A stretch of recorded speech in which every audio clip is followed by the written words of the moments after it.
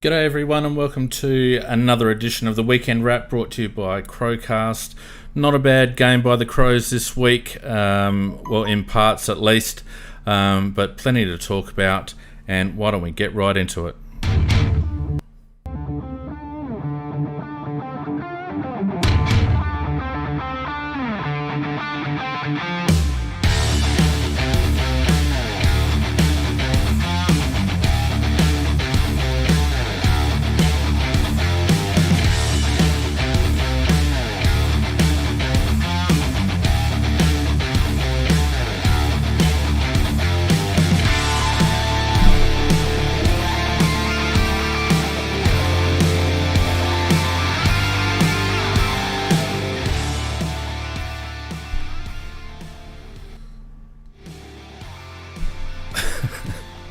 Welcome everyone to a belated Weekend Wrap. Sorry about the technical issues.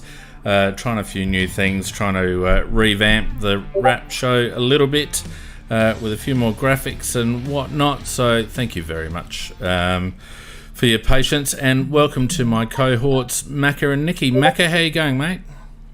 Flying, mate, flying. I had a very good start to the weekend, and it's snaffling a $150 voucher off of 5AA. So I was very happy about Mate, that. You love it. Good start. They love me, mate. Well, that's because he's one of the few people who still calls in and talks to them. No, timing. Only wait, there's a decent price, and I ring in. I really think about it and get it. Yeah, $150 first. Very good. Look, g'day to everyone who's joining us on the chat. For some reason, the chat's not bloody working at the moment, or the chat box on Spreaker's not working. On the video feed's not working, but I'll work that out in a minute. But while I'm doing that, what'd you guys think of the game this week, Mac? Well, it was an interesting one because we really should have lost by probably, if they kicked straight, you could say probably about a 14, 15 goal margin, and you would be too far off it. I thought we played in the third quarter. We played one quarter of AFL standard football, and relatively good AFL standard football, and it was good to see Tex Walker stand up. But the other three quarters, not at AFL standard, but there were bits and pieces from various individuals that will ultimately, I think, grow into bigger bits and pieces, and hopefully for the long term be very good for next year. So I thought I saw some good signs amongst a heap of shit surrounding it. Nick, what do you reckon? How can I follow up from that? Like, seriously, he's pretty much just said everything. Typical bloody Macca. No, I wanted to see a response from last week, and we got a lot more pressure acts. You could see that there was a lot more intensity. Yes, the Lions were always going to be a problem, and we're just very lucky that they've got some very high draft kicks that are very shit kick for goal, because it could have been a whole lot worse. Could have been. But even if it was a whole lot worse, like if they'd kicked straight, I was still kind of pleased with the way that the game went overall, just because that we had some changes in the way that we set up. I think I loved the addition of Paholke because he actually wants to play through the middle, and he makes players play through the middle. Yeah, like his game. Yeah, so the little things like that, I think, there was a step forward, whereas last week was like probably a 100-meter sprint backwards. What did you think, Fee? Oh, look, I thought there were elements of it that were really good. And I've managed to get chat up too, thank God. Look, there were elements that were really good. I thought the fact that Nix was willing to change it up at halftime, make some changes, throw some kids around, throw Tex deep, release Keys, those were all good. I thought the kids played all right. I thought as a result of a couple of kids playing all right, I thought Brad Crouch, particularly in the second half, started to show a little bit more intent. But it's pretty clear. He did have his brother Yeah, we were talking about that before the show. He actually played much better today because his brother wasn't there to handball it to. He actually tried to, even if he didn't, he was trying to use the ball a lot better today because none of that pissy stuff with his brother that he does. So yeah, that's reasonable. That's a reasonable comment. So I thought I was quite pleased with Brad today. So I thought that was one plus out of it. And, of course, Tex Walker, from fairly limited opportunities, you must admit, I thought Tex had a very good game. How'd you see Tex? Really under the pump. I liked his game, and particularly, I mean, that's what we talked about last week, is put him at full forward. And we talked about that he's got that ability to control upfield. There was, I also thought there was a point in the last quarter where he actually went up for a mark with both of his hands. He didn't mark it. He got his arms whacked, and he didn't get a free. But I thought of you, Fiend, when that happened. He had both arms up. I know, right? And the bloody umpires didn't reward him. No. There was some interesting umpiring decisions there. One way down one end, definitely not that way down the other end. But we're kind of used to that. I really did like Tex's game. And I think with that, such a young forward line that we did have there, I think he is integral. And the fact that Lynch was out of it. Well, that's a very good point. Yeah, I was going to raise that point, Nick, and you're on the money there. Nicky snuck that one on maybe before the show because I was thought that would be my little one I'd pull out. Nicky would have had it. Lynch was on the wing, not half forward, and you would have noticed that Lynch was often taking him as deep as the back pocket that he took marks or got the ball. And I thought we got a lot more out of him playing in that particular role because as the connector, he may have got the ball a few times. He wasn't connecting at the other end. But coming out seemingly out of defence or off the wing, he was actually using the ball much better as well. So I thought we got a lot more of our money's worth out of Lynch, and I thought he actually had a reasonably good game. Well, I mean, he needed to. Let's be honest. He did. He certainly did. He did need to. But I liked him further up the ground. I still think, we're going to be limited with another couple of injuries by the looks of it, which may keep Lynchy in for another couple of games. But I think we have better options long term on the wing than Tommy Lynch. But I thought it was good for today. Still a lot not to like. That first half was pretty average. 9 forward 50 entries. 9 in a half of football. That's not AFL standard. No, it's not. It's not. And we seem to get stuck behind the ball when we're under the pump. We don't seem to be able to transition out of defence. We tend to get it to halfway and then it bounces back in. And I also noticed a few times, and apologies, we don't have any video analysis tonight, but I noticed a few times that when Brisbane were deep in their forward line, they would have their midfielders push up around the 50 arc or just behind. And for some reason, our blokes just wouldn't man up on them. They kept back. Yeah. And there was a number of times that the ball was quick kicked out of deep in their forward 50 and it just came straight back in because Brisbane had the numbers around the arc, around centre half forward. And that was what was noticeable in that last quarter was that they got it stuck in their forward half and we couldn't get it out. Yeah. So where we did quite well in the third quarter was they didn't have many entries, so it couldn't get stuck there. That's but right. Once they started to get entries in, it was then the repeats. And that was our issue last year. It's still an issue this year. Yeah. Well, and actually, that good sides, that's how they sort of get on top of you. They just keep repeat, and they just wear you down. And, when you've got 9 50 entries in a half, you're not really putting any pressure on anybody. I actually thought that some of our senior players didn't play quite as well as they could have. Dode, I thought, was not up to his normal standard. I seemed to be a little bit behind his player all the time.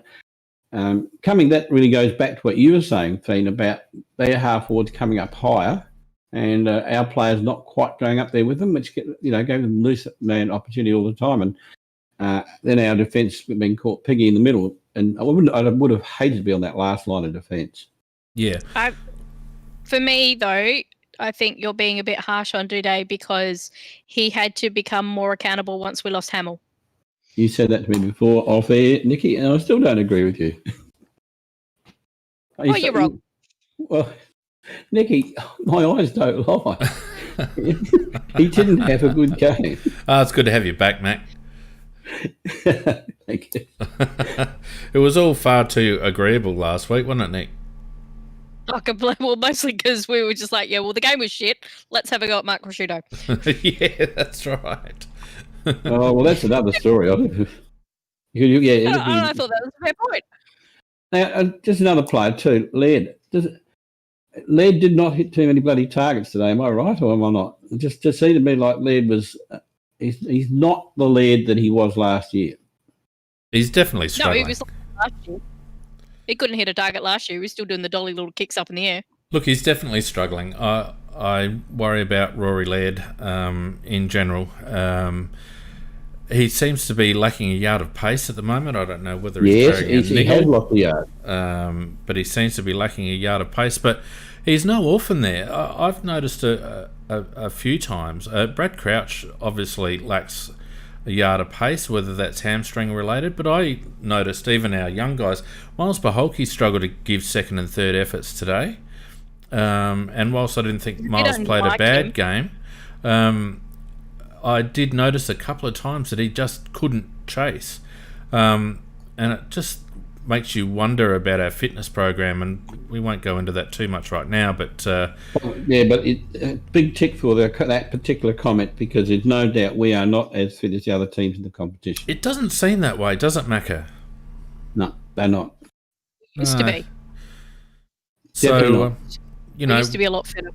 Whether they've backed right off because of the soft tissue injuries that we suffered in 2018 and beyond, I'm not sure. But we don't look as quick and as nimble, agile on the ground as the teams that we've played so far this season. Port really showed us up in that regard, and so did Gold Coast. And I think Brisbane at times did as well today, although I wouldn't say that Brisbane's the quickest team going around. But they still seem to be able to give a lot more second and third efforts than what the Crows boys did. Yeah, you're 100% right there, Fiend. Just overall, we just don't. Some individuals do, but as a team, we don't seem to have that agility, speed, breakaway, all the rest of it that a lot of the other teams have. Out of all the pile of shit that we did watch, there were two things that really made me feel a little bit better about the whole day.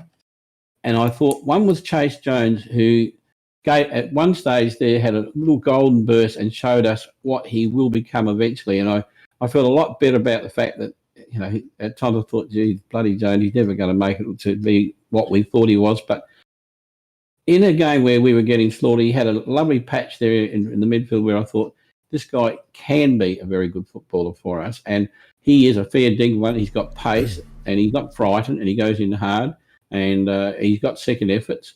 And the other one was McHenry, who instead of running 3 marathons to touch the ball twice, at least put his hand on the ball, I think, about 15 times. Now, he didn't necessarily use it as well as he could, Macca, but that's going to come. It's going to come. Macca, you remember the format of this show, don't you? So because you're just giving a full review of the show in the intro. So let's leave all valid points that you're raising, but let's leave them for the actual review of the game, shall we? All right, sorry. Please. Now, we've been doing this for how many years, Too enthusiastic, mate. Never learnt. All Never. right. Just before we move on, thanks to everyone who's joined us in chat on Discord. Don't forget you can join us on Discord if you're a Discord user, just by using the invite in our Twitter feed or on our Facebook page. You can also, if you're looking at us via YouTube or Facebook right now, you can see the Discord link on the live chat window. Or else, if that's all too hard for you, you can just go to aflcrowcast.com, go to the live chat page, follow your nose there, and you can join straight in to the Discord chat without even having to be to download the Discord app or whatever. also, thanks to our patrons as usual. Really appreciate it. The stats that you see tonight, I'm revamping the Patreon offering because that went a bit south, and I ordered some T-shirts, you guys, and the design was really good, and I got them in, and Asian sizes. I don't reckon they would have fit my 12-year-old son. So they were crap, and then slightly smaller they are. Yeah. So I reordered them, and then COVID-19 hit, and I don't dare deal with China at the moment. So they're on hold for the moment. I might try and find a local supplier, but the Chinese guys were a bit cheaper. But So anyway, the stats that you do see tonight will be available to our Patreon users. The full Excel spreadsheet with all the different buttons and stuff that you can look at our stats and do your own analysis, and that'll be an ongoing feature, and we're hoping to add a few more bits and pieces to the Patreon offering as we go along for the rest of this year. So let's look at this week's round of results, shall we, ladies and gentlemen? Bulldogs, Friday night. Friday night? No, Thursday night. Hang on, Macca. Wait a minute, Macca. Thursday night. Bulldogs 10-7-67, getting up over Sydney 5-9-39. A margin there of 28 points. I didn't think it was overly convincing by the Bulldogs. I don't think the Swans are travelling that well. But still, a win's a win. Well, I agree with you. The Swans, they're travelling very poorly, actually. They haven't got a lot going for them at all. The one thing the Bulldogs have recovered is a desire to win and to go in hard with the ball.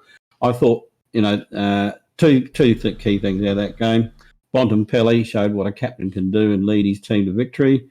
And Brodie Smith, who was the runner-up in the Rising Star Award, I'd much rather have him than the Walsh, who I think is just a run-of-the-mill good midfielder who gets a fair bit of the ball but doesn't do much. That's a big call. That's a big call, yeah. Mate. Yeah, this kid's going to be much, much better than Walsh in the long run. He's very, very good. And look, the one point I will say, they played him nearly every game last year, and now this year he's come in his second year and he's gone to another level. And we should have done some of the things like that with some of our young boys. But Brodie Smith is going to be very, very good. Nick, did you see that game at all? Nope. No, fine. We'll move on. Thanks for being part of the Weekend Wrap too, Nick. Your input. I haven't seen any Well, that's about as good as it gets from Nick. Hey, I'm not interested in watching the other games. I think the football's a bit shit at the moment. So you two have a chat. I'll just sit here and keep it. GWS getting up by 2 points over Collingwood, 10-6-66 to Collingwood 9-10-64. Macca, I'm relying on you because I didn't see this one. Yeah, watch that one. Great game. Really, really good game. I got really absorbed in that. I kept barracking. I was switching sides all the time depending who was behind. It really was a good game and a great contest by two very good teams. And unfortunately, Jeremy Howe, who'd been playing a cracker of a game at centre and probably the best defender in the league at the moment, he did his PCL and an MCL. Yeah. And of course, I don't think it's an MCL. I think it's just an ML. ML, is it? Well, I'm not very medically minded, so his legs posterior cruciate and medial. Yep, and Phil Davis, Zach Williams for GWS, they got hammies fairly early, and it was a really good fight back by GWS and showed what class and courage they've got to just sneak a game. But it was only a 2-point margin. It could have easily gone either way, and a very, very enjoyable game. I reckon it's going to be an important win for them at the back end of the season, Macca. Good one, good one to win, yeah. Very important win against a fellow contender. Speaking of contenders, Port Adelaide demolishing the Eagles, 13-11-89 to 6-5-41 there. 48 points, if you don't mind. Charlie kicking a bag. Port looking all right. You really don't want to talk too much about them because I hate Port. But they played very, very well. And, West Coast, they haven't got their mojo at all. They just have not got their mojo. Their coach says it's got nothing to do with being up in Queensland, and I'm sure that they're enjoying the off time up in Queensland, but they're certainly not enjoying the on-field. And spiritually, those players don't want to be there. You can see that. And they're not. they're just not putting in. They've got they've got so many classy players, and they're not performing well. But Port are playing very well. Yes, they are. Undeniable. They've got a really good mix. The seniors are putting in. Brodie, but by all reports, had a good game in his milestone match. And Charlie Dixon is just a bonus for them if he can start kicking goals and staying sound.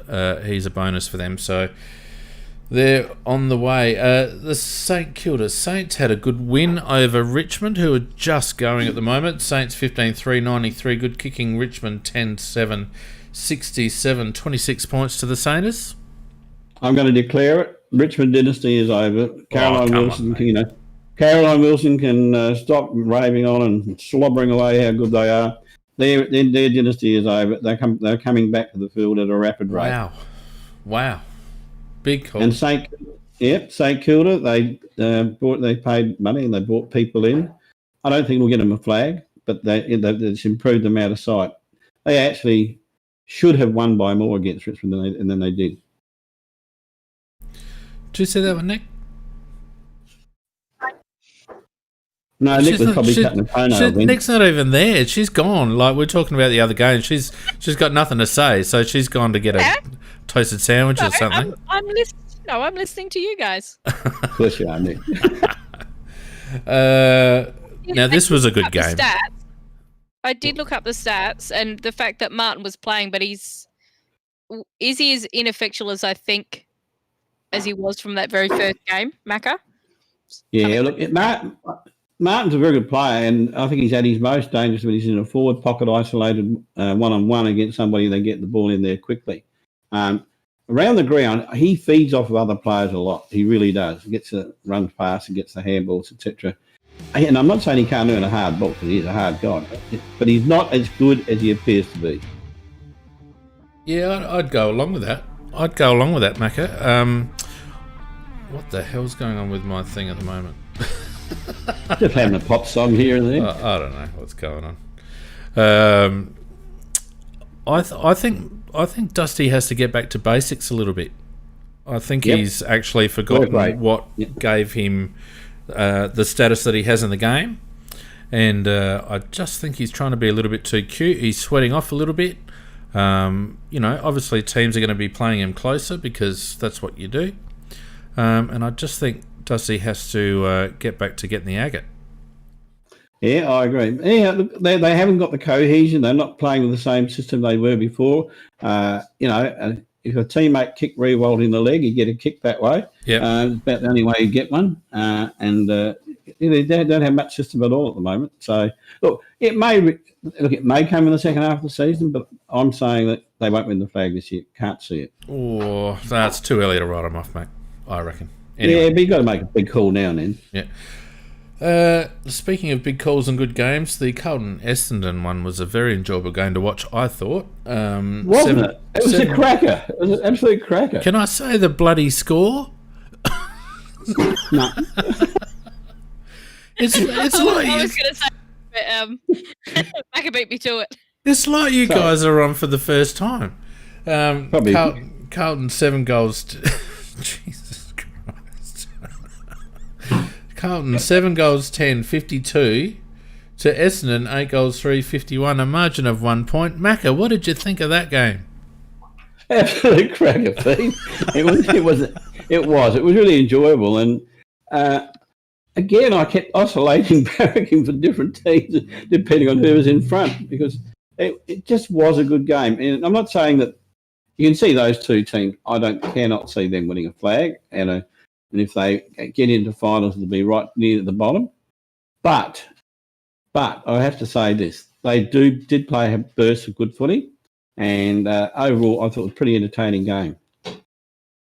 Nick, you didn't happen to see that one, did you? No.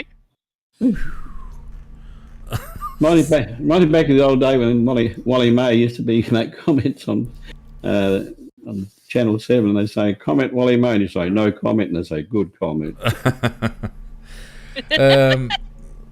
Geelong getting up over Melbourne by 3 points. I didn't see this game, but that was closer than many would have expected. Yeah, look, I was burnt out just about this stage. I was only bits and pieces on this, and I was there for the last quarter, barracking my ass off for Melbourne, but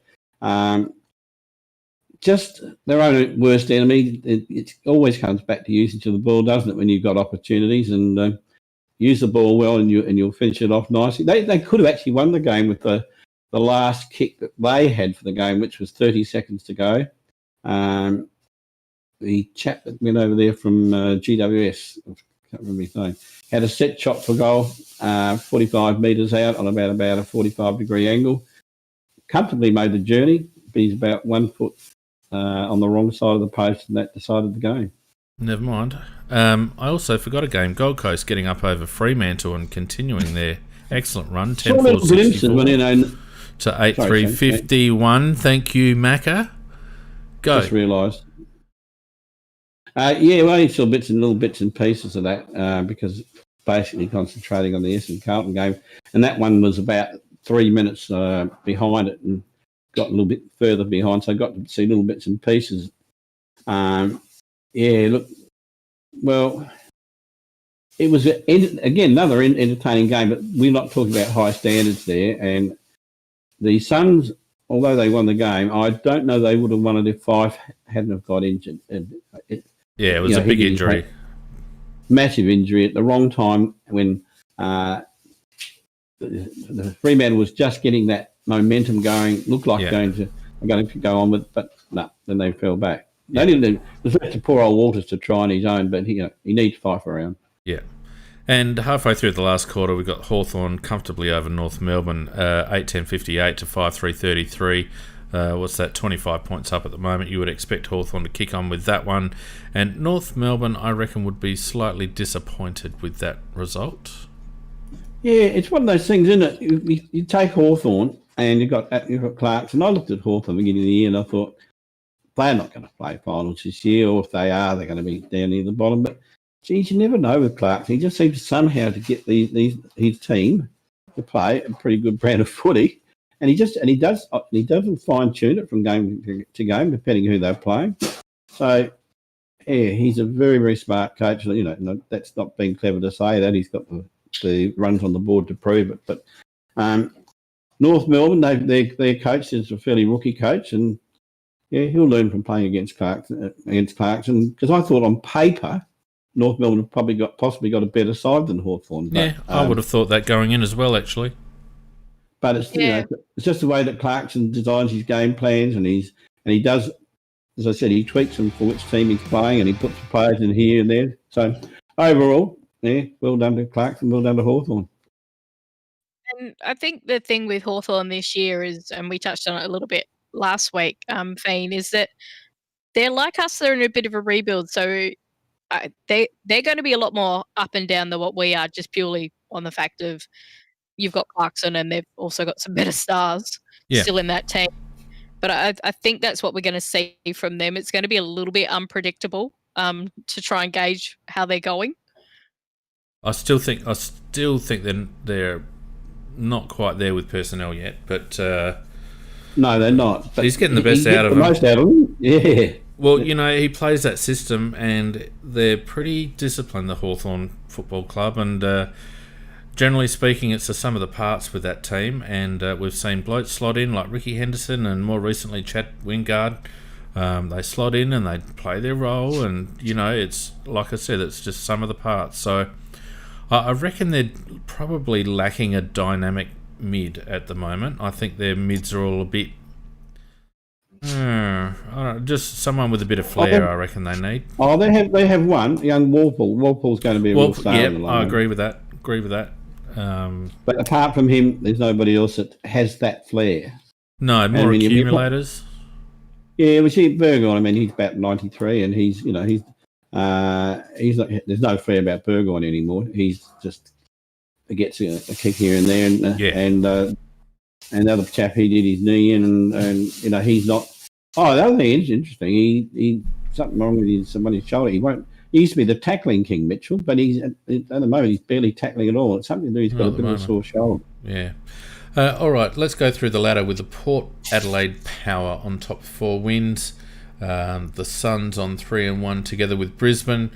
Collingwood on 2 wins, along with Geelong, St Kilda, Essendon, and Hawthorn will jump up with 3 wins as well. They'll jump up to 4th. Then we've got North, GWS, Sydney, Carlton, and the Bulldogs on 2 wins. Richmond, Melbourne, and West Coast. Gee, you wouldn't pick 2 out of those 3 with only 1 win from 4 starts, would you? And then winless, Freo and poor old Adelaide Crows. Yes, and as I said, we've got the danger game next week. Could easily win that. Well, yeah, we'll get to that one. So let's talk about us, shall we? Look, 10 goals, 23-83 to 7 goals, 4-46. A margin of 37 points. Could have easily been 10 goals, really. And yet, you know, for a little period there in the third quarter, and I think, to be fair, I think Brisbane weren't that switched on coming out after half-time. And I think we threw a little bit of energy into the midfield, and that might have caught them on the hop a little bit, but really a comfortable win to Brisbane in the end. Yeah, and that was the Chase Jones quarter too. And Chase Jones had a very, very good third quarter, and the commentators even actually were smart enough to pick up he was actually working 2 ways. That as a midfielder, he was also going back in defence, which they commented on, which means that we obviously think our midfielders never do, because they pointed that one out. But I thought Chase Jones really, it's like that Bulldogs game at the end of last year when we felt a little bit good about him, and I haven't felt good about him this year really until today, when I saw in that third quarter where I thought he's one of our driving forces in that game and what he might become. That's because they keep bloody playing him on half forward, not actually in the guts. Look what happens when you play him in the guts. He makes things happen. Well, that third quarter, we had Chase in there, we had Ned McHenry in there, we had Lockie Murphy in there, we had Miles Paholke in there. Brad still ran through there, and I thought actually Brad Crouch benefited from having that energy around the ball. It gave him a slightly different role, and it was his best quarter, the third best quarter I've seen him play for a long time, actually, to be honest with you. And the other thing was that they finally, how long have we been saying this? They finally played Tex Walker inside the forward 30. And look what happens. He makes things happen because he's a good player. And then what did they do in the last quarter? They went back to Sloane, Keane, and Crouch, and Walker at centre half forward. I know. I can't work it out. Why did you go back to what didn't work? I can't work it out. We ran the tools up the ground, Himmelberg and Frampton, we ran them up the ground a bit. We opened up the forward 50. Tex is limited in movement and all the rest of it, but he's still a big body and he's still a bloody talented footballer. And if you give him some one-out good entries, quick entries, which we did, he can do some damage, and he did. So, I don't know why they didn't persist with that in the last quarter, whether a couple of blokes were cooked or whatnot, I'm not quite sure. But that third quarter, and Macca, I'll tell you what I think about Chase Jones. I think what we're seeing from Chase Jones is a lot of intent, and all that's holding him back now, I should say, is about 12 months in the gym. If he gets a little bit more core strength and a little bit more upper body strength, he'll be able to break through some of those packs that he tries to break through, and he'll be able to bust through some of the tackles that currently are just tagging him. And I reckon he's going to be a dangerous player for the Adelaide Crows. Yeah, very astute comment, Vane. Because he is pretty lightly built at the stage, and you're right. A good off-season, plenty of work in the gym, maintain the pace, and maintain the fitness. I think his fitness level is very good, actually. He's not one of those that doesn't have good fitness. It's not his tank. It's his strength, his ability to power through. You can tell, like, he's playing as he would have played during his under-18 season, where he was able to burst through those packs. He's doing exactly the same thing. And, dare I say it, doing a lot of things that young Patrick Dangerfield did. The difference Yes. between Patrick Dangerfield With a and much Chase larger Jones is that Danger was bigger. And there is another difference. Chase Jones has a good chance to hit a teammate. Dangerfield doesn't hit too many. Well, that is true. That is true. So look, The other thing, Fane, yeah, just on that, is in that third quarter, is you actually see how he and McHenry work together so well. McHenry protects him that's right. quite often, and I've seen how they've worked together in the SANFL, and that's why I've kind of hated the fact that, yes, we've got McHenry in the team and they've left him up forward. It's like, push him into that midfield. He might be a little bloke, but he's going to cause some damage in there, and he wants to cause damage. Yeah. And that's what we need in our midfield. Yeah. So I'm not sold on McHenry yet, but I'm starting to warm to Chase, not because of actually what he's doing, but more so the patterns that he's running and what he's trying to do, and his natural instinct, Macca, the things that he's doing instinctively. And I think with a little bit more size and a little bit more power through the legs, he's going to develop nicely, I believe. Yeah, I think you're right on the money there, and I think for all the reasons that you said. Be interested in your thoughts, Threan, on the Frampton-Himmelberg situation, and who you think gave us the greatest value, and who's the more talented, etc., etc. Well, aside from one nice little blind turn from Elliott, we saw nothing from Elliott. I was really disappointed for the lad. He had an opportunity today with Fogarty out. We played the two talls, Frampton and him, and he just didn't give us enough, Mac. He just didn't give us enough. I'm not sold on Billy Frampton being the long-term answer, but I think Billy at this stage seems to be a more natural footballer than Elliott, and therefore puts himself in better positions and probably has a little bit more mongrel about him. So we certainly got more, not that we got a big value from either of them, but I thought we got more value from Billy today. And, you know, part of me hopes that Nix perseveres with the Berg for another week. But I'm starting to doubt whether he can step up to the next level. I don't think he's going to. Nikki and I were debating this before. She's a bit pro him. He just doesn't do enough. Just doesn't do enough. And my problem is the fact that I can't see what's happening off the ball, and that's where his value has been when we were playing him for that extended run. Our forward line was working so much better. He's such a, and I know Fiend's seen this a bit as well, he's such a natural forward, and he's very great at creating space for the other forwards as well, and he'll do repeat leads, which a lot of other number of our forwards don't do. They'll lead once and that's it, whereas he's done repeats.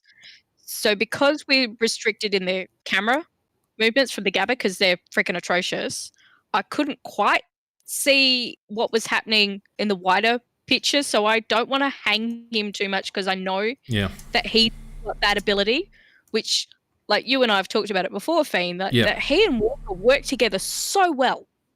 But what then shot him in the foot was when he took that great mark on the 50-metre line. He can kick it from there, but instead he did the team thing and passed it to Tex. Tex was leading to the pocket to to drag his player out so he didn't do enough, Nick.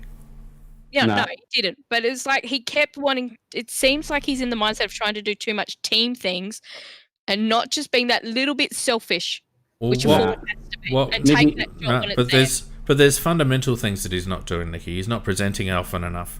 He's got to give us a target, and he's not presenting well enough, often enough. And when he does, he isn't bringing the ball to ground in areas that our crummers can feed off him. I'm really disappointed because I've seen him play some good games, but I don't know whether he's got the ability or the tenacity maybe at this level. Yeah. See, what I did like about Frampton, and you alluded to, was the fact that he will go for those contested marks, and if he doesn't get it, he's sure as hell going to make sure that those defenders hurt. And we haven't had a player like that for a long time in the forward line. That's not him, Nicky. You sound like his mum trying to defend him, actually. Because he was shit house. And he just didn't do enough. And because at times we had 18 off screen. And it looked like, and Fane's 100% right. He is there. Okay, look at the size of the bugger. He's not 5'2". He's a big boy. He's supposed to be mobile. He's supposed to present. And I can't remember him presenting too bloody often at all. No. So your son isn't that good, Nicky. He's got talent. It's just not showing at the moment. Well, it's not showing. All right. Well, look, I don't think he's ever going to make it. Before we get too heavily into individuals, let's look at. Can I just say one other thing about the midfield with the youngsters in there, Paholke? Because what Paholke did was all of a sudden he would lead through the centre corridor.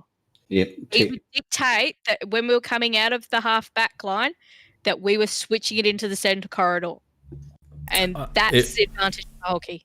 Well, I don't know whether it was Paholke or whether it was game plan, because I think as a group they looked to be trying to, particularly after half-time, it looked like Nix had basically given them licence to move the ball and to take some risks. It looked like he'd basically said at half-time, look, this isn't working. So go ahead, move the ball quickly, take some chances, try and get into the corridor, which we did with some good diagonals, which we haven't done much of at all this year. And, Miles and others were in good position to take advantage of that. So, but, you're right, Nicky, in a way, because the midfielders are still got to be willing to lead into those dangerous areas rather than just slack off on the wings. And Miles and others did present themselves through that middle of the ground, so that was good to see. And I know overhead. You can see his teammates trust the fact that they know even if he's outsized, he's likely to mark it. Yeah, took a nice mark up forward too, late in the game. We've got Fogarty come back in again, not for another couple of weeks probably. But I still would like to see the experiment. Now, you've mentioned it too before, Fane, that maybe give Mackesy a little spell at full forward, see if he can actually get a couple of nice clunks that way and kick a couple of goals and build a little bit of confidence, because, he's having a horrible introduction to AFL football and they're doing the right thing by continuing to play him. But in a side, when you get it playing in the back lines like that and you're getting absolutely blistered, you're actually made to look pretty ordinary at times. He's pretty light. He does get moved off the ball a bit. I just wonder whether it might do him good to have a bit of a stint up forward. Yes and no, Mac. I think he's got to learn to be a little bit harder at the contest in defence. I think what we've seen of him up forward is that he makes really good position, but he still hasn't been able to take many marks contested, and that's because he gets buffered around in congestion. And I think whether he's being played forward or back, I think at the moment it's all about body strength with Fisher. Yep. I agree. They could have experimented and swapped maybe the Berg and McCasey around at times, and Fish didn't have a great game again today. He did try and get involved a bit, but it looks to me like he's struggling with the pace and he's struggling with the physicality at the moment. I think it's the physicality he's really struggling with. Yep. Let's have a look at some head-to-heads before we get too much deeper into that, Mac. Again, we got reasonably torched in disposals, 50-odd differential there. Tackles, we started off well with tackles, but I think and I'll have a look at the quarter-by-quarter graph in a minute, but I think we may have switched our focus after half-time and become far more aggressive and attacking in our mindset, so the tackles seemed to drop off. I thought Riley O'Brien got torched, particularly by one of their ruckmen. I can't remember his name now. He struggled when that's the one, McInerney, one with the long arms. He always struggles against a ruckman that's got that really long, skinny arm. Oh, he struggles against a ruckman who jumps. Have you noticed that? He's very much like Sauce Jacobs. When he has got a ruckman who's willing to jump against him, he's no good at all. And who does that remind you of? Source. Well, Matty Clark, for that matter. Well, no, I only say that because Matty's the ruck coach, and I find it interesting that the two rucks that have been coached by Matthew both have very similar styles. They're very much a take position and tap. We haven't had a bloke that's been willing to just run and jump and get the ball forward for ages. And Riley O'Brien and Source before him used to get absolutely towed up by ruckmen who were willing to jump against them. Yep. Apparently we've got, and then that probably won't happen this year, but in our, one of the lads, I think he might even be on the rookie list, ruckman there, apparently he's a pretty decent ruckman. Yeah. Well, that doesn't help us today, Mac. No, I'm just thinking long term because, Yeah. Rob, but I'm trying to talk about this game. Yeah, sorry. I think he's gone backwards this year, though, Riley O'Brien. I think his ruck work might have. Around the ground. Yeah, around the ground, I think he's all right. Just as good around the ground. Really well. But he's getting done in ruck. And last year he was I thought he won most ruck duels he had last year. Yeah. Look, also, other teams have been exposed more to him now. There's a lot more plans as to how to play him and how to beat him. Yeah, well, they run at him when they go side on. He's better, but and he tries to get that side on angle very quickly, Riley. But when they come front on at him, he doesn't like it.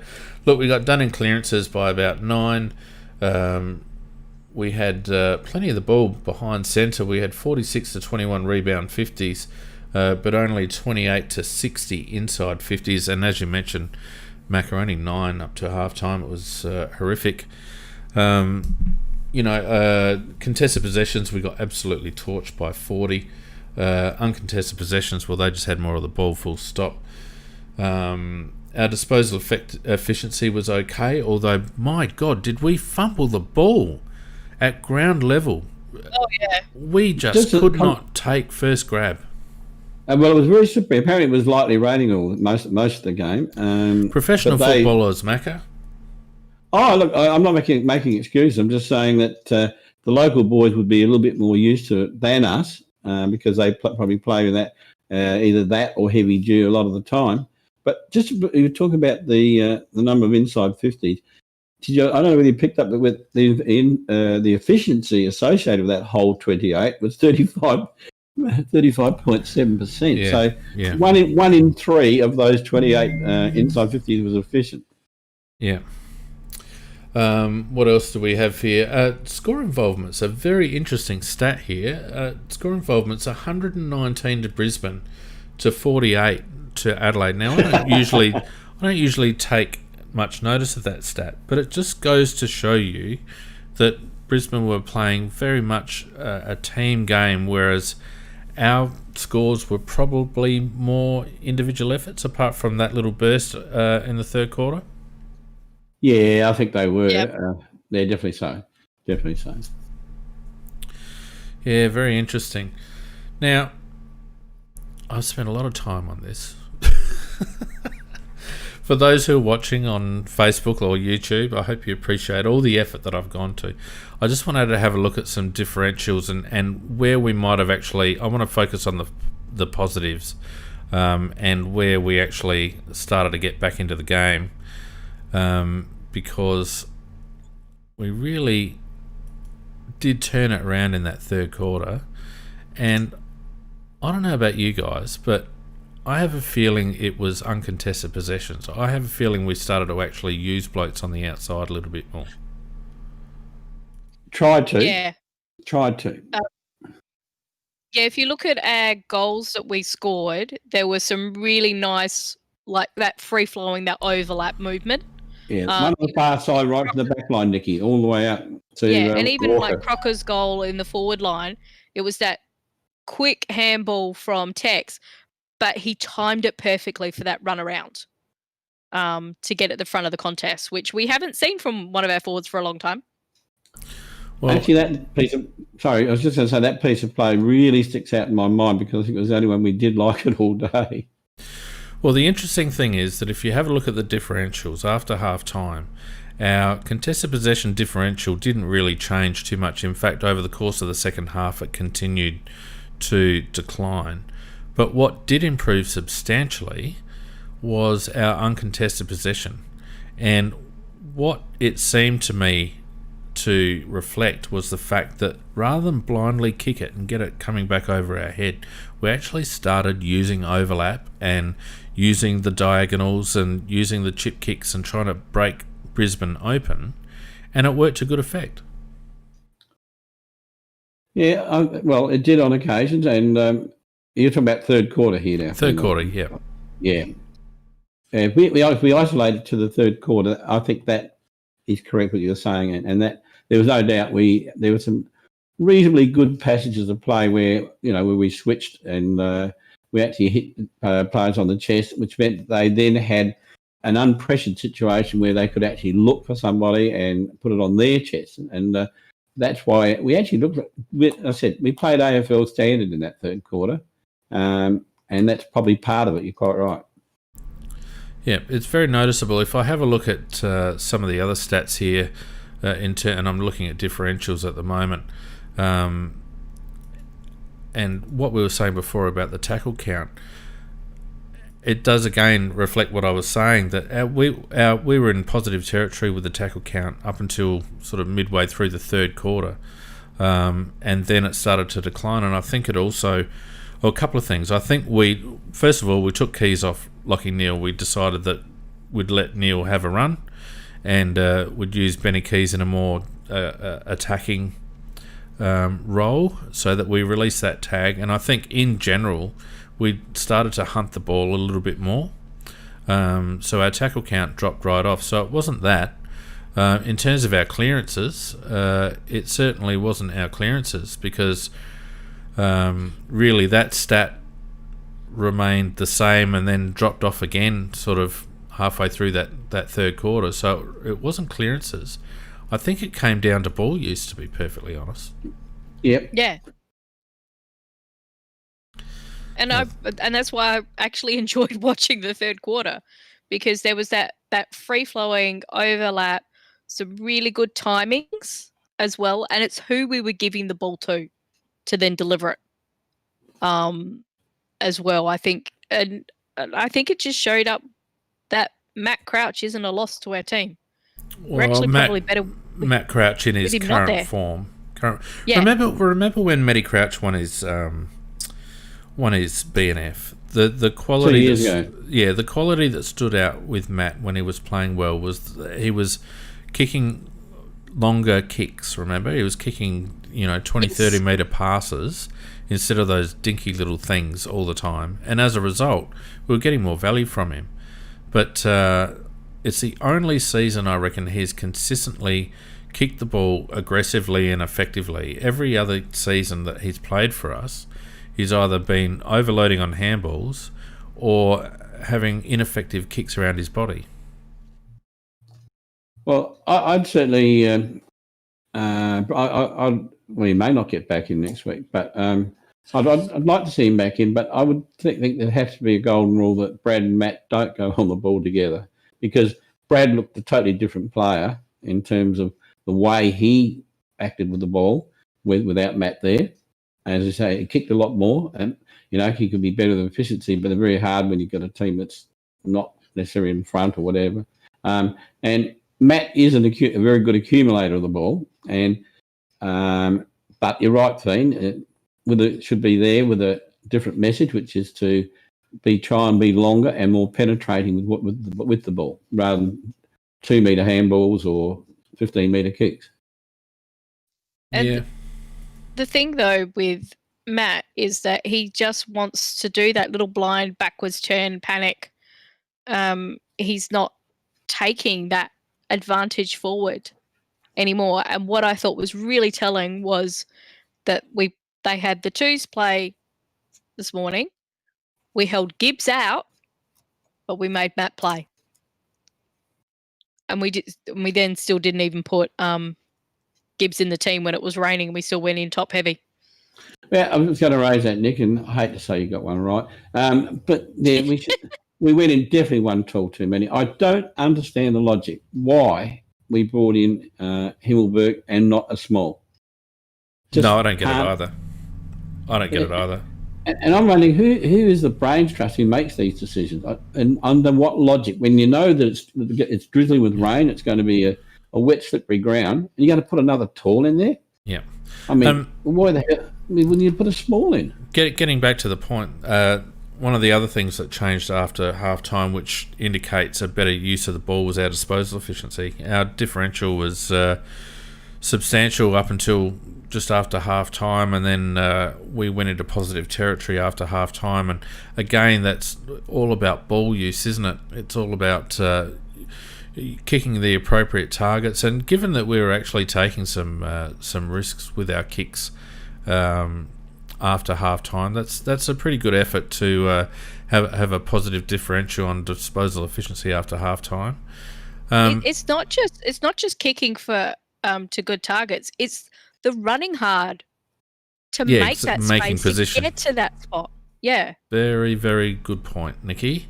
Very good point. And that coincided with some key changes, as we mentioned before. So, I don't know why they went back to the standard Sloan Crouch combination in the last quarter. I really kind of don't understand why that happened. I mean, they start teasing us as a coaching group of, oh my God, they're actually starting to make some good little changes. I'm really pleased about this. And then it's going back to the stupidity that we know doesn't work. And it's like, you teased. Stop teasing. Yeah. And just play the kids, take the loss. Matt, what's your thought on that? Learnings.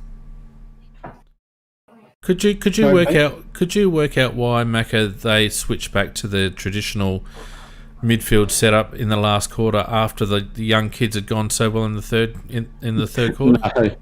No, it was almost like, oh well, give them a try. They did well. We'll go back to normal. No good. I just couldn't work it out.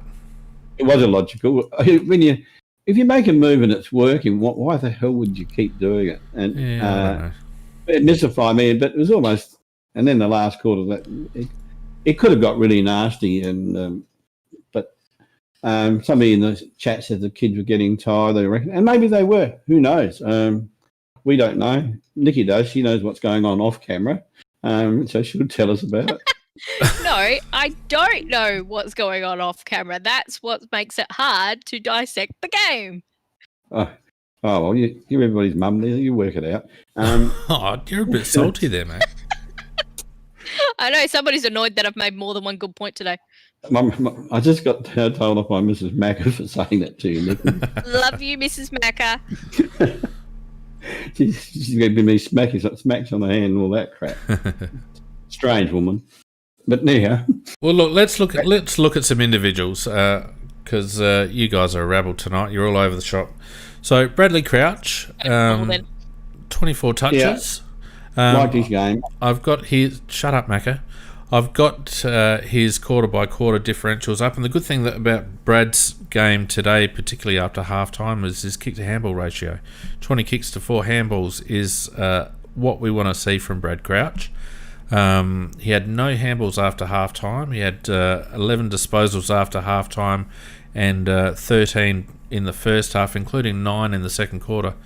So, look, everyone knows I'm not a huge Brad Crouch fan, but what I did like about Brad Crouch was his intent, and I actually think he benefited from having a more energetic midfield group around him rather than his brother and Rory and Paul Seedsman. Big tick for everything you said, Fiend, 100%.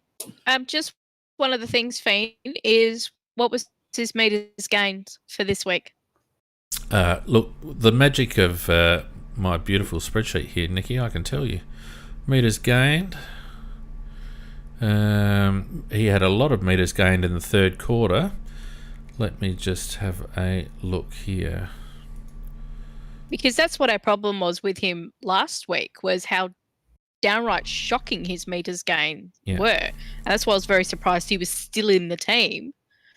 Yeah. 426 metres gained. Yeah, that's good.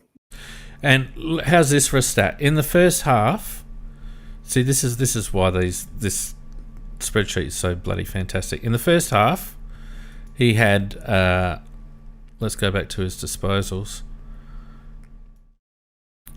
So he had 13 disposals in the first half and 11 disposals in the second half. And yet, when you have a look at his metres gained, like you said, let's just have a look. And I'll make this a bit smoother for people going forward. In the first half, his metres gained were 101 metres. And in the second half, his metres gained were 335. Now, even Nicky got to be able to work out he's kicking it. Isn't he, Nick? He was. But not only is he kicking it, but he was actually getting on the outside. He was actually running. He was making Yes, he was. making space, getting in position, and allowing himself the opportunity to actually use the ball effectively. And it was really good to see in the second half that he was able to free himself up and actually get some reward for effort. No, 100%. No, you're right on the money there, Fiend. And it's a very good breakup of the two parts of his game because he did get better as the game went on, and that's part of the reason why he was using the ball, kicking it long. Yeah, well, I mean, the other thing is his inside 50 count as a result of what he was doing there. His inside 50 count, he had one inside 50 in the first quarter, then nothing in the second. He had, 4 in the second half, including 3 in the third quarter. That's exactly where Jared Lyons was cutting us up in the first half for Brisbane Lions. He had 5 or 6 inside 50s, effective inside 50s in the first half. Brad was able to do that for us in the second half, and it was, particularly in the third quarter, very good to see. Maybe you should send a copy of this show to Nixie and say, have a listen to this, Nixie, and learn something about the midfield. Well, you'd think that they'd learn, really, wouldn't you? Hopefully.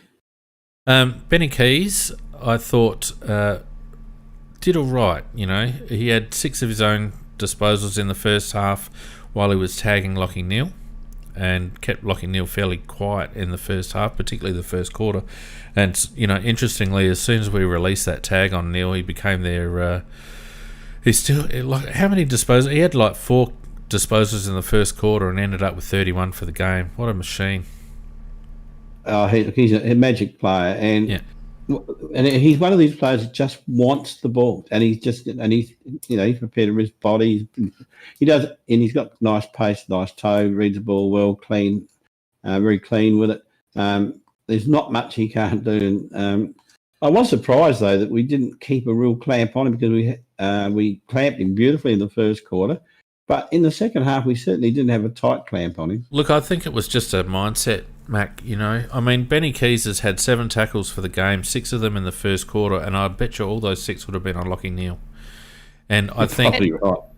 And what was interesting to me about that little matchup is I reckon they probably played on each other at training when he was Brisbane. And you could see Neal did kind of actually gave up. Well, he did at times. He didn't want to run forward. He wasn't as effective.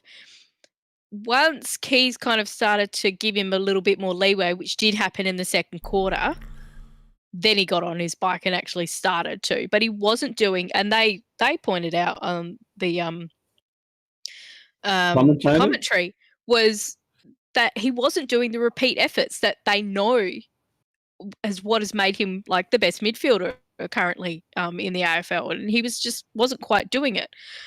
My one problem though with Keys is his disposal. Yeah, you read my mind there, Nick. Go on. Our forwards are leading forward. They've gotten a gap, so he kicks over their head to the defender. Yeah, I thought that was if they're cool. at the back, he kicks it too short to the defender in front. Yep. That's where he unfortunately is, I think, going to be a bit player because of that disposal. Let's be positive. Let's call it. This is an area where Benny Keys can improve. He had 3 clangers in the first half, 2 in the second quarter, and he had 4 turnovers for the match, including 3 in the last quarter when Brisbane were romping away, and we looked a little bit tired with the lack of rotation. So, it is an area that he can work on. But look, I didn't think it was a bad game from Ben Keys, to be honest. I thought he did what he was asked to do. I want to talk about Brodie Smith for a minute. How did you guys see his game? I oscillated on his game, and thinking about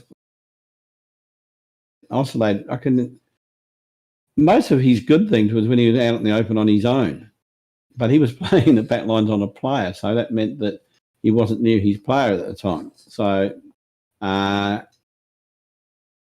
he probably got a pass, but I'd say that he certainly didn't, in a side that was beating us soundly. He can't have been that tight in his game. Look, it wasn't a bad game, but I was a little bit dubious, wondering where is his man all the time. Yeah, for me with Smithers is when he's gone into that back lines, I wanted a bit more from him. We know he can do better as a backman. So I wasn't that pleased with his game today. Well, let me highlight a couple of things to you. In the first half, Smithers had 9 disposals, I should say. And in the first quarter, he had 4, 2 of which were turnovers. And in the second quarter, he had 5, 3 of which were turnovers. So, and that's the problem that I had with Brodie today, that he didn't get clear or give clean disposal. We tied it up a little bit after half-time with 6 disposals for only 1 turnover. But I just thought Brodie wasn't clean with the ball. And to be honest with you, I think at the moment Brodie might be a little bit confused about what his role is, to be perfectly frank. Yeah, definitely. Yeah, because he has been training and just purely with midfield, not with defence. So I did wonder, throwing him back in defence, I mean, even though he's got all those years of experience, if you're not regularly training there, that can throw you for a little bit of a loop. Yeah. But I kind of don't want to give him too much of a leeway because he's a much better player than what he's showing up. 570 metres gained, including 342 in the first half. But I don't know about that stat when you consider that 2/3 of his disposals were turnovers. So look, to be honest with you, I wasn't terribly pleased or impressed with Brodie's game. I just feel like he's a fish out of water at the moment. I gave him half a pass because he did get a reasonable amount of possessions. I just kept wondering where his man was all the time. Yeah. Look, of the rest of the senior players, Rory Laird continues to be a bit of a concern, doesn't he? Gee, he's not the lead of last year, is he? Maybe 2 years ago. Yeah, he looks like he's shot of confidence and pace at the moment. I don't know whether he's carrying something or not, but he's got no dash whatsoever. And he makes errors, he makes mistakes, he doesn't always hit a target. And you go back a couple of years ago, he was a beauty, but not playing at the moment, not playing anywhere near that level. Well, somebody said in the chat, Laird giving zero shits. You cannot, I don't think it's not a care factor. I don't think he doesn't care. Do you? Confident? Well, I don't know. It's just he doesn't look like Laird used to look. He doesn't look right. It does look like there's something wrong. Not so much that he doesn't care, but no, I don't think there's anything wrong. He might be carrying a niggle, but that's what I'm kind of meaning. Yeah, maybe, but I don't think that's it. I don't think that's it. I think he's just being forced to play differently because of the style of football that's being played at the moment. He's far more accountable, and he struggles. I've noticed for a long time, and even when Rory was playing well, when we were under pressure as a team and playing a team that was playing a frontal pressure game on us, Lairdy panicked, and he used to do it against Hawthorn. Whenever we come up against Hawthorn and lose, regardless of how well we were playing, Lairdy was one that always struck me as being very panicky with the ball because they played that front of pressure. So let's have a look at these stats. I mean, he had 5 disposals in the first quarter, 2 turnovers and 1 clanger. In the second quarter, he had 4 disposals, 3 turnovers and 2 clangers. And in the third quarter, he had 5 disposals and 1 clanger. And in the last, he had 2 disposals for 2 turnovers. That's a very ineffective game. Yeah. I think you're spot on there that it's teams, ever since he had that real breakout year, they've been very good at putting that frontal pressure, you're right there, on him, and he just doesn't cope. I think, were you implying something else that, he's not quite buying into a role that he's being made to play? No. I think that he was put in a role as a small defender who was a chief instigator of our rebound, along with 1 or 2 others. And I think the nature of the game at the moment and the fact that we're not as strong anymore means that he's been forced to play a more accountable defensive role, and I actually don't think it suits him. But the problem, it doesn't, no. The problem with that is one of 2 things has got to happen. We've either got to turn Lairdy into a lockdown player and free up Lukey Brown, or Lairdy's got to find another string to his bow, because if he can't be a small small run-off creative defender, which he can't be at the moment because he's being forced to be too accountable, then I don't see a role for him in the midfield because he hasn't got enough pace and he doesn't work well in close. And where else do you play him? Yeah, well, that's a very good point. I think didn't they try one stage last year to play him through the midfield, and that didn't work either. No, he would just contribute to our one-pace midfield. He's not a midfielder. He's not quick enough. I've seen him play midfield in juniors, and he was quite good. But with our balance at the moment in the midfield, there's no room for him there.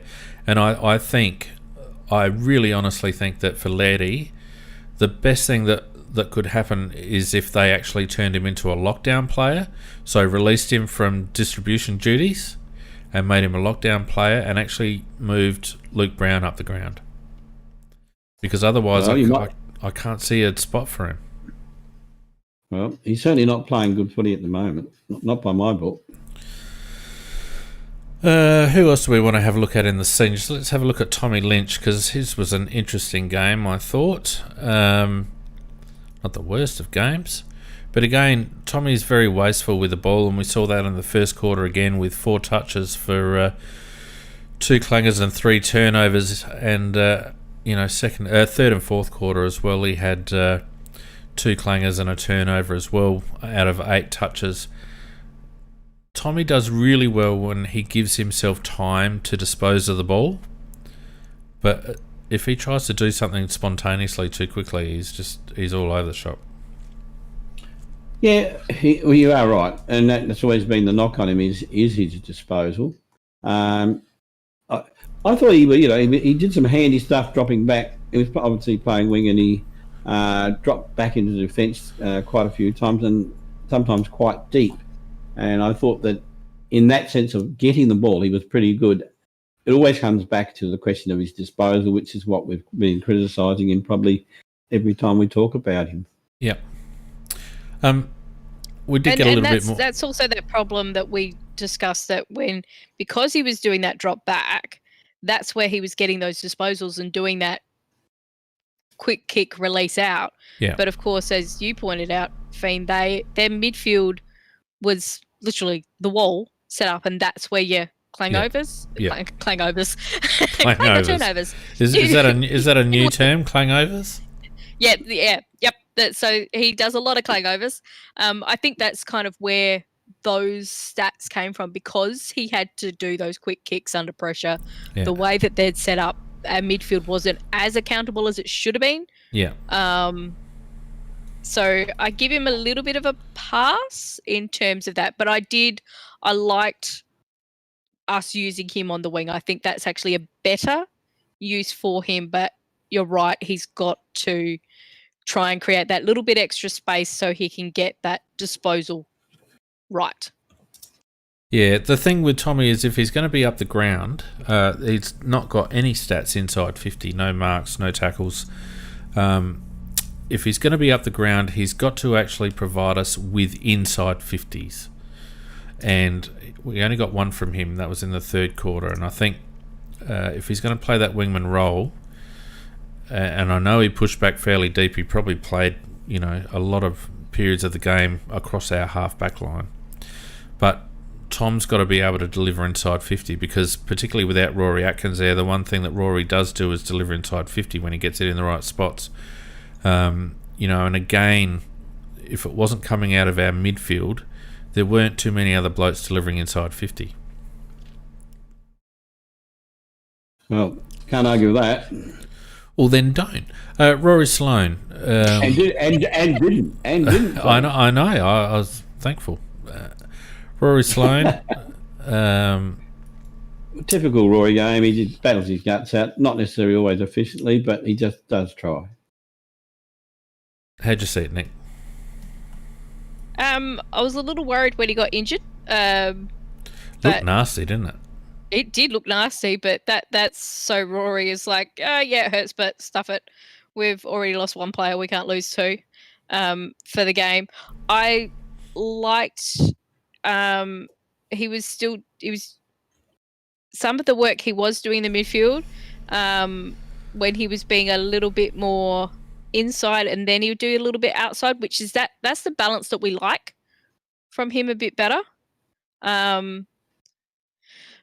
But yeah, I think it was just like Macca said, it was a typical Rory game. So we don't get too much massive impact from him, and unfortunately with him being a senior midfielder, we need more impact, but we, as we talked about last week, I don't think he's got that in him. Well, here's an interesting stat, and I know he was off for... Did he come back on after half-time, or was it later on? Yes, he did. Yep. Okay, so he was off for the second quarter mostly.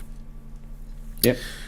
So in the first quarter, he had 4 disposals for a turnover and a clanger. In the second quarter, we won't worry about it. In the third quarter, he had 3 disposals and a turnover, and in the last, he had 6 disposals. Isn't it interesting that Rory Sloane his stats seem to rise when we're under the pump, and yet we don't get a lot of output from him when we're actually going well. Does that make sense? He doesn't seem to be instrumental in us being attacking. He's not an attacking midfielder. He's actually a defensive midfielder in the sense that he's, as you said, when the going's tough, he's in there brawling and sprawling to get the ball. But he's not a creative forward. He doesn't just every so often, once in a blue moon, he gets loose, but that's not the way he plays naturally. He naturally is to be in the thick of it, fighting for it. But it used to be, Macca. It used to be how we used Rory. Yeah, when I know. we had but danger in the guts. Yeah, I get what you're saying. I guess the point that I'm trying to make is, and you know that I'm a G for playing Sloaney on a wing, it seems to me that we can't be playing Rory in the middle for long periods, because if we're going to actually be aggressive and attacking out of our midfield, he doesn't seem to be the solution. And I just wonder whether playing him on the outside and just relieving him of clearance duties. He had his 3, 4, 5, 6, 7 clearances for the day. 3 stoppage clearances and 2, 3, 4 centre clearances. His centre clearances came in the first and the last quarter, as did his stoppage clearances. There was only 1 clearance in the third quarter.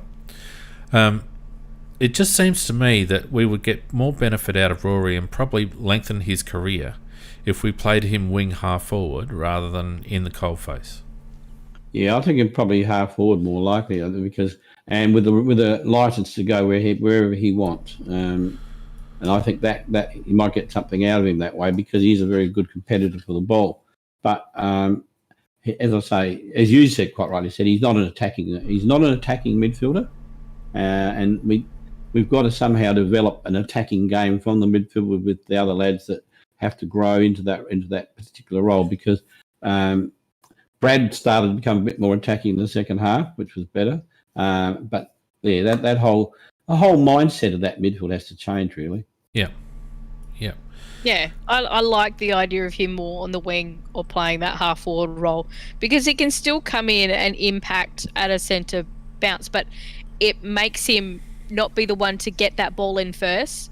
That he's smart enough to can see which way it's going to go, so he can run defensively and stop his man being part of that link, or he then becomes proactive and he's on the outside. Where you're right, Fiend, I think there's that better use for him. But I think he's kind of got his mindset of, I'm the captain, I've got to lift the team personally, and but you and I would agree. We'd all agree that that's actually counterproductive, and I think it's going to take someone, Matthew Nicks, to take Rory aside and to make him understand that he doesn't have to win it off his own back, and that he's got 3 years to run in a bloody 2 years after this on a contract. And the way he's going, he's not going to make it. And I've said this for a while, and I'll continue to believe that we get much better value out of Sloaney for longer than his current role, which is just crash and bash. I reckon it's a very astute comment, Vin. Really astute comment, because when you raised the point about the 2 years of his contract to go, you're quite right. If he just keeps going bash and crashing, he's not going to run the journey, or if he runs the journey, he's not going to run it well. And so it is getting... I understand he's captain this year and he feels that responsibility, but to lengthen his life and to get value out of him so that he can help the young kids in next year as well and the year after, he will be better suited to the roles that you're advocating rather than crashing, bashing in the middle, because he won't go the journey. Probably the last senior player I'd like to have a look at is Lukey Brown, who I don't know about you guys, but I actually thought he had a reasonably good game, Luke Brown. What do you guys think? Quietly efficient, yeah. Yeah, quietly. And I thought he was actually playing Charlie pretty well. He's also got the advantage of he would have played on him pretty much every training session. But I thought he did pretty well on Charlie. And yeah, look, he did. And look, Charlie is a magical player. And when I'm watching the game, and there's 3 ex-Crows running around in Brisbane jumpers, and Lions is, he's getting exhausted, not getting the ball. But Cam Ellis-Yeoman, he played very well. But then you've got that X factor which left our club in Charlie. And of all the players that ever left Adelaide Football Club and went to other footy clubs, Charlie Cameron is the one that we really, really miss, because he's X factor, he's dynamite, he's got pace, he's got leap, he's exciting, and he can actually just make a team flair by being able to do those magical things. And I watched him. I thought to myself, God, I would just wish that bloke was still with us. How's the hanger? How was that hanger? What, 3 steps? Oh 3 steps to get up there. That was a I haven't seen that's probably as big as Ashley Sampy's a few years ago. I haven't seen a leap like that for a while. It was similar to the one he did in that first quarter of the Geelong final. Yeah. That was only off a couple of steps too. It was, and I reckon that one actually looked better because that was in more of a pack. Yeah. Well, the good thing about Lukey Brown is, despite the fact that he had a fairly tight hold on Cameron, he still managed, 7 rebound 50s. His disposal efficiency off 15 odd kicks was still pretty solid at about 90%. I just wonder whether it would be worthwhile swapping him and Laird for a while. A, to give Lairdy a bit of a break, and B, to let Luke Brown enjoy his life for a while as a footballer. He's been a lockdown defender his whole career, having been a midfielder as a junior. That's what I was going to say. I actually think we get, at the moment, I think we'd actually get better value from both of those players if their roles were reversed. and you might well be right. It's interesting. A couple of years ago, when they were like all the clubs, they were interviewing all the players. So, who would you nominate from your team for a shot at goal after the siren? Yeah. And the unanimous decision from the Adelaide players was Lukey Brown. Yeah.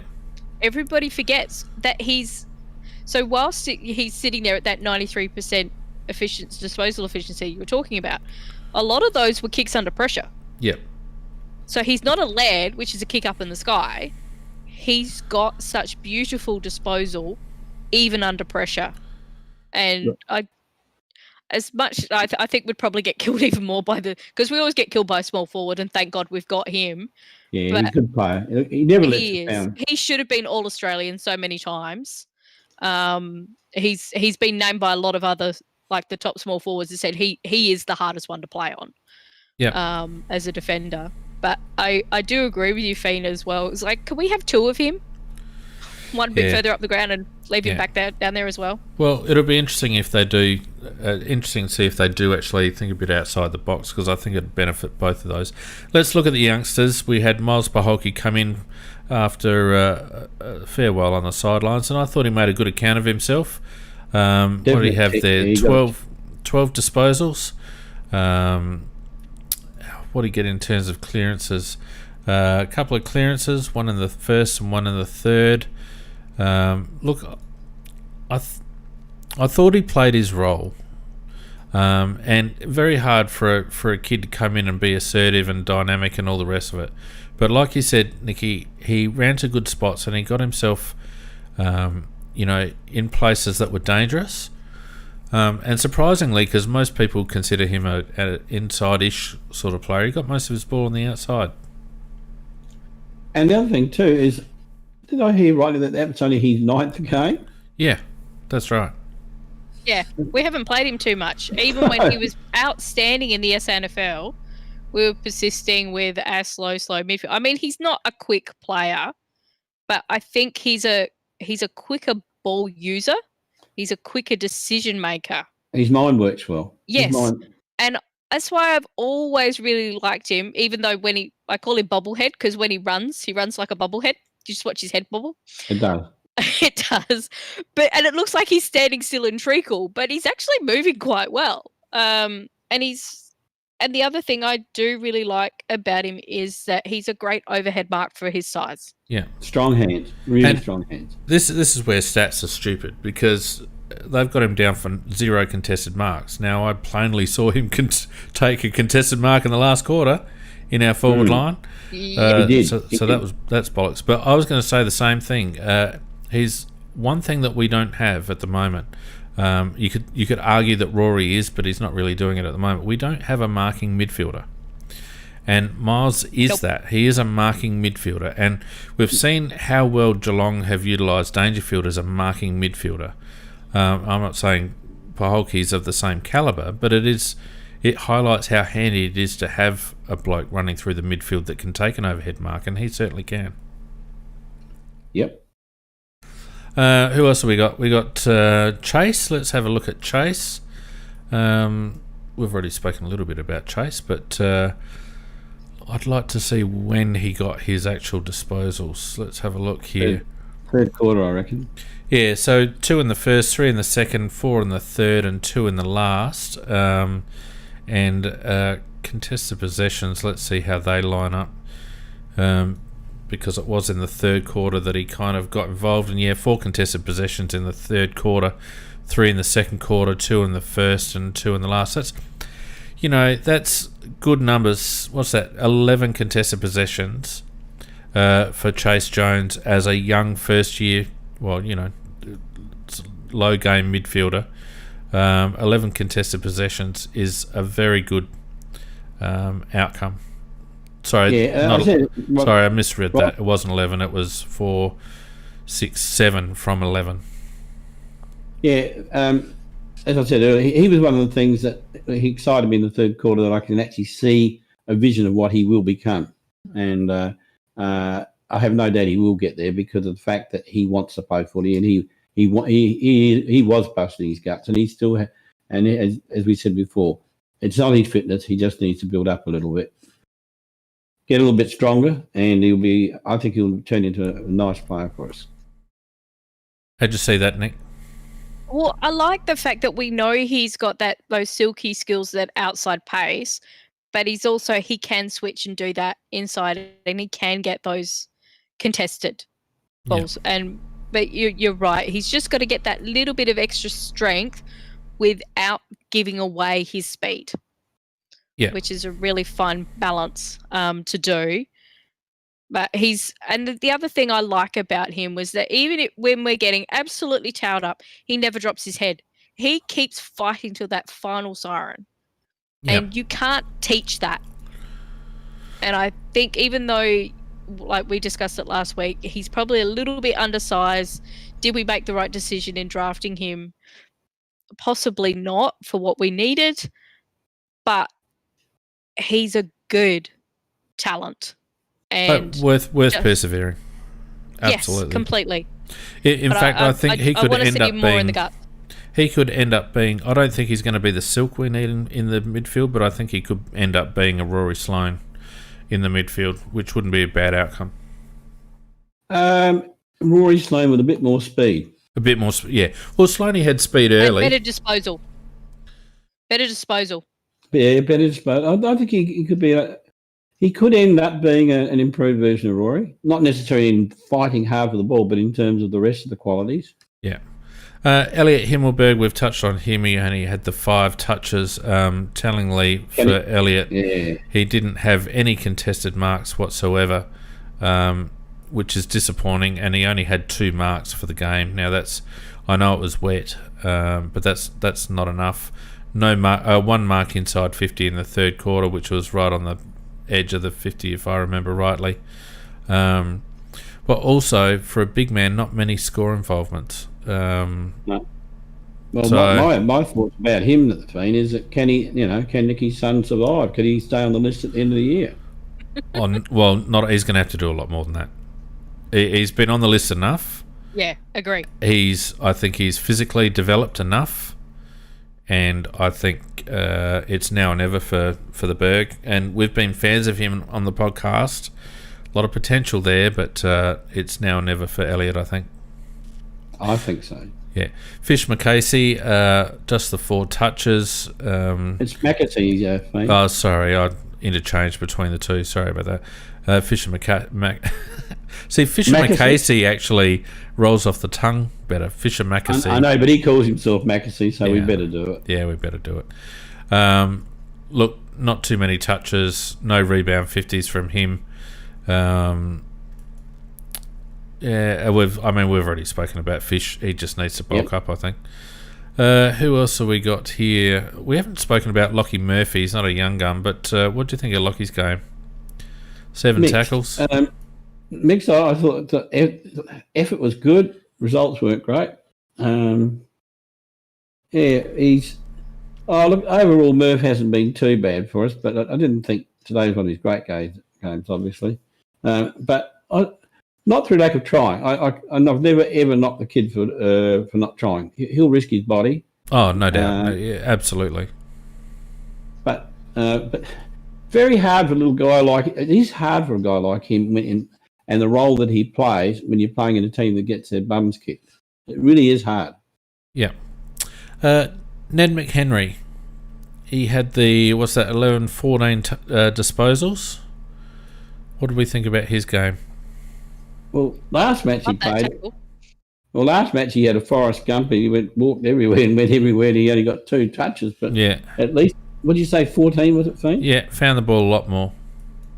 And hasn't, not necessarily always out in the open because that's not the way he plays. But I think that probably every game the guy, I was actually thinking he should have been dropped on last week's effort because I didn't think 2 possessions justified it. But I stand corrected. I thought he probably did justify his spot today. And that, again, you've got to bear in mind he's only had the 2 league games, and I think he had a lot. Look, there's not a lot of him, but there's a lot of fight in him. And I think he'll end up all right. The only thing I'll say about his stats, Macca, is that mostly handballs. He only had the 4 kicks. and the rest were handballs. So that tells me that he's still struggling with the pace a bit. Absolutely. I think that it looked like they were using him as a bit of a tag-ish on Robinson. You said that, Nicky, but geez, talk about boxing out of your way. Yeah, he's got the mongrel to go with. He's Robinson. He's undersized for that role. And I think it was a good way to teach him about that half forward craft as well. I reckon that was just a positional thing, Nick. I don't think it was a hard tag. I did, and they did praise it on the commentary. You know, he was running hard into defence. We know he always does that. And you know that diving tackle, and he just had the hand on the back of the shorts, and he's just trying to drag the Brisbane player down, and it affected him. He couldn't get away a decent disposal, just because purely McHenry's lying on the ground and trying to drag him down with him. Of the rest, I thought Sean McAdam showed a little bit. Didn't get a lot of the ball, but looked dangerous. Could have held a couple of marks and converted, but I had enough involvement in the game, I guess you'd say, to warrant another week. Absolutely. We need completely. You know, he's in the worst position on the bloody ground, up in the forward pocket when you're getting absolutely slaughtered, and so his opportunities to show something to the selectors and to the supporters, it was very, very limited. But even when the times he actually got beaten, it was often through weight of numbers rather than anything else. And yeah, to me, I think there's a little bit of magic in that player, and I think that in time, I think he could be a good player for us. That's a big leap from what I saw, but I think there was a little bit there to say he'll be all right. Yeah. The last thing that I want to finish on with stats, and then we can have a bit of a general chat before we wind up. I want to talk about inside 50s and sources of inside 50s because we touched on it in a few of those individual stats. Our inside 50s came from Brad Crouch, who had 5, Taylor Walker, who had 4, Sloaney had 3, Ben Keys had 3, Daniel Tarley had 2, Jake Kelly 2, Lockie Murphy 2, and then a few ones. Brisbane's inside 50s, Jared Lyons 8, Hugh McCluggage 7, Mitch Robertson 5, Zach Bailey 5, Jared Berry 4, Daniel Rich 3, Lockie Neal 3, Cameron Ellis-Yeoman 3. The point that I'm getting at is not so much the number, but the positions played by the blokes that are getting an inside 50. There's basically their whole midfield and their wingers, Lyons, McCluggage, Robinson, those blokes, Lockie Neal, Cam Ellis-Yeoman, they were the ones pumping it into the forward 50, whereas half of our inside 50s came from our defenders. That's one hell of a stat, because that shows that really a sheer dominance by their midfield, doesn't it? Sheer dominance. Yeah. Because when you got the midfield bringing in. Where'd you go, Macca? He went bye-byes. He disappeared. But yeah, it's that. Oh, there he goes. Macca, I think your microphone plug might be a little bit loose. All right, just push him back in again. Are we back on air? Yep, you're good, mate. Yeah. No, they've got a very good midfield too, which came from our club. But I did like that McLuggage too, and that's another case where of a first round draft pick who didn't necessarily set the world on fire, but they kept playing him, and it's a little bit like the lad I was talking about, Brodie Smith or the Bulldogs. He's developing into a real gun. McCluggage is going to be a star too.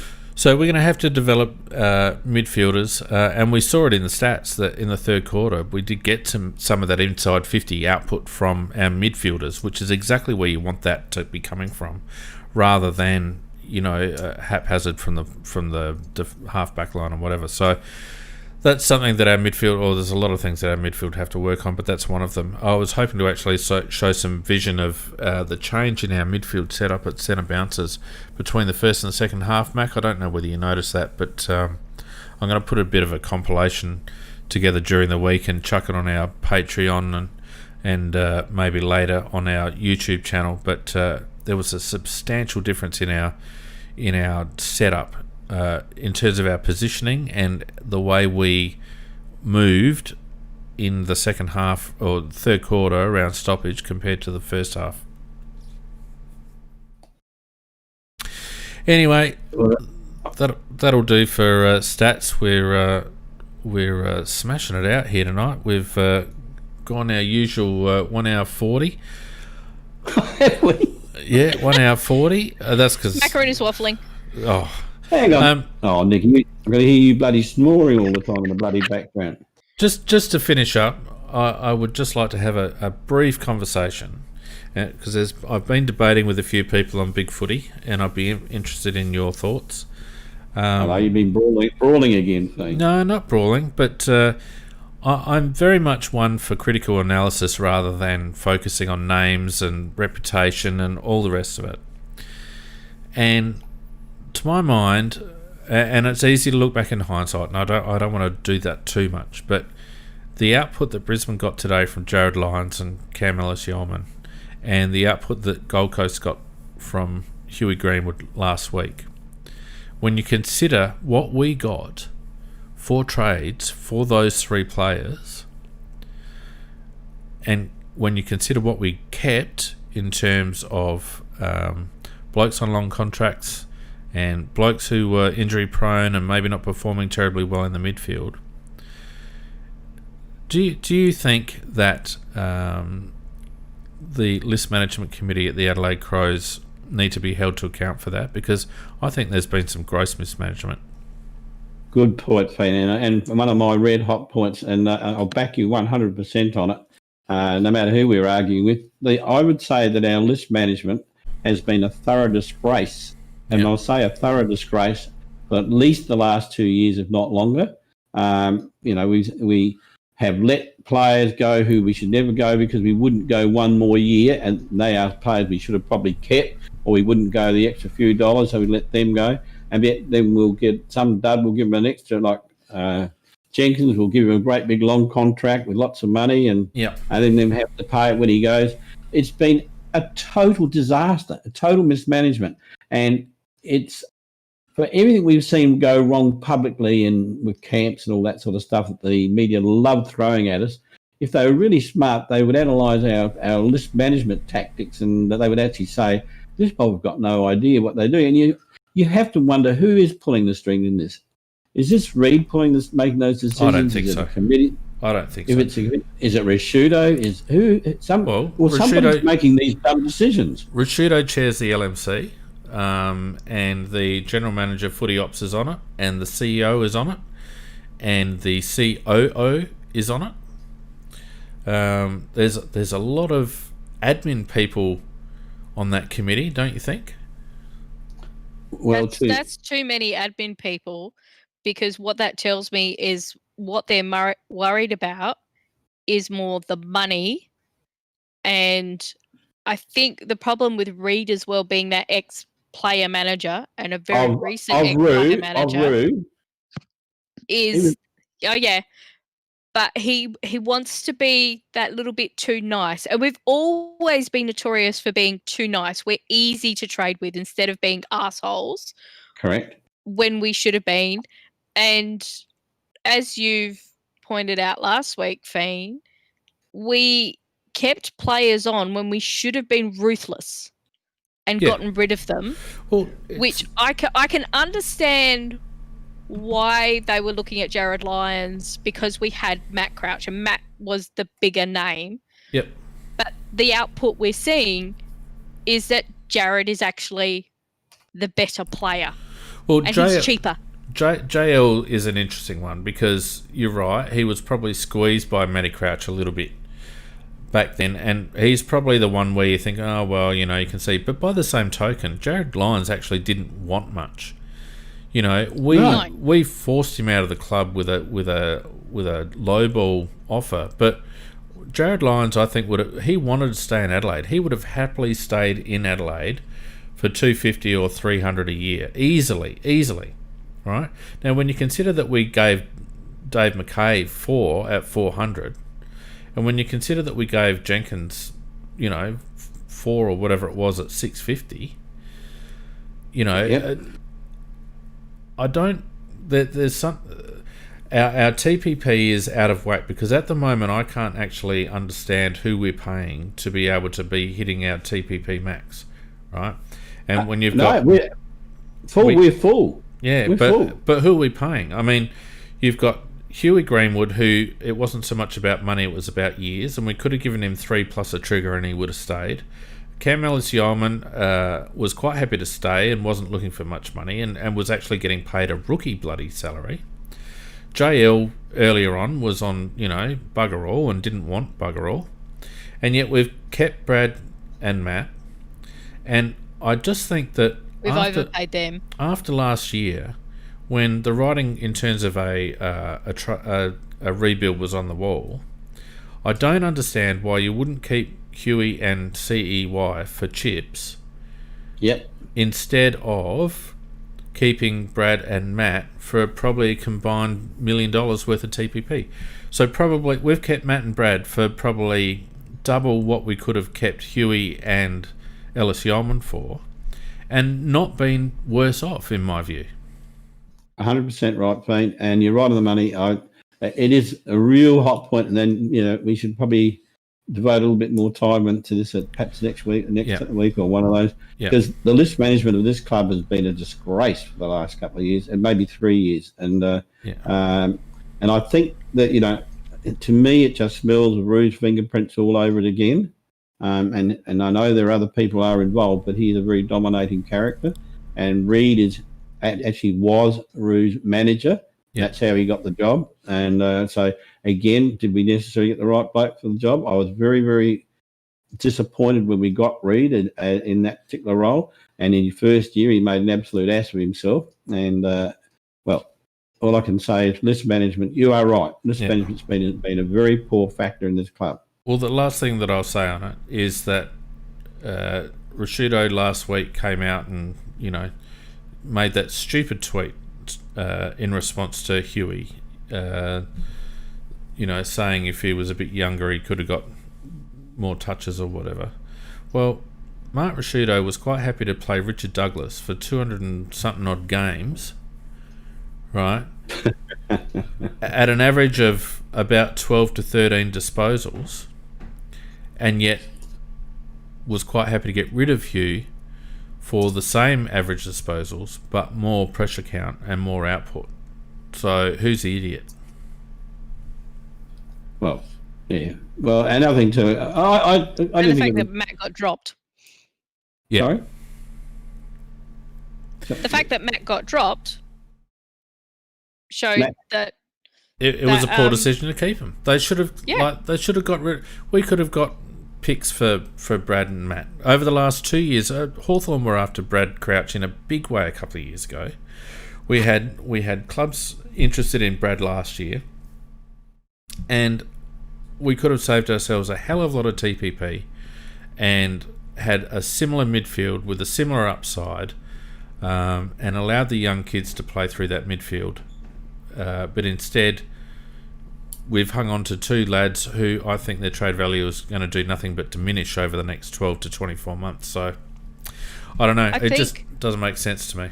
I think also where probably our list management team is scared about making that hard decision and pushing them on was there 2 Victorian lads with high profile. We've already lost a number of players that are, inverted commas, stars, and that's brought up so many times. And we've also got an aging supporter base who loves the boys. And we can't get rid of the boys. So I think it's a combination of a couple of those things. Yeah, I agree with you, Nick. And I think this is the problem with having admin on the list management committee, because Fagan, his focus is on the wrong area. His focus is on bums on seats. And rightly so. But we don't need to have the CEO and the COO on the LMC, on the list management committee. No. 100% right. The general manager footy ops should have a budget, and the list manager should understand that budget, and the chair, Rashido, should understand that. That's all you need. You don't need Fagan and the other bloke on the list management committee. And like as you rightly pointed out, I think a lot of decisions have been made based on public perception. Getting Fagan forcing Reid to get Gibbs was a decision born on we are going to get our man just to make us look good. You know, disregarding the fact that he was a year older and probably wasn't worth what he was the previous year. Anyway, look, we can go on forever. And it's lovely that Mrs. Macca was able to join us on the podcast as she does every week. Yeah, we haven't had that for a while. Yes, unfortunately, I could hear the phone going in the background there and her dulcet tone. Yeah. Anyway, look, we all. We could go on forever on this, and when we find a spot over the next few weeks, we might have a bit more of a look at it. But in the meantime, we better draw it to a close there. It's been an epic weekend wrap. I've enjoyed bringing you the stats, and hopefully we'll have some video review next week. These Sunday games kill me. We are going to start the weekend wrap half hour later in future. I'll put that out on all the socials. But if you are listening in, we will be starting at 7:30 from now on, so that I can have my tea and feed my kids and all that sort of stuff. And just one little thing. We haven't done it for a while, but the cock-wombling numbnut of the week has to be the AFL decision to send the Crows and Port into Victoria. Yeah, slightly changed it, Nicky, for not getting those Victorian teams out of the hub and into hubs outside of Victoria, the home of COVID. Get them out of there, and then you make sure that the season will go on. But they're too bloody precious. Too precious. You can't. They are too precious. Never mind. Hawthorn did end up getting up by 4 points only. So, look, thanks everyone for joining us. We've really enjoyed it, and thanks for joining us everywhere. And thanks, Nicky and Macca. And we will see you next week. Yep. Good night, all. Night all. And sorry, Fane, for us being us. You'd be really.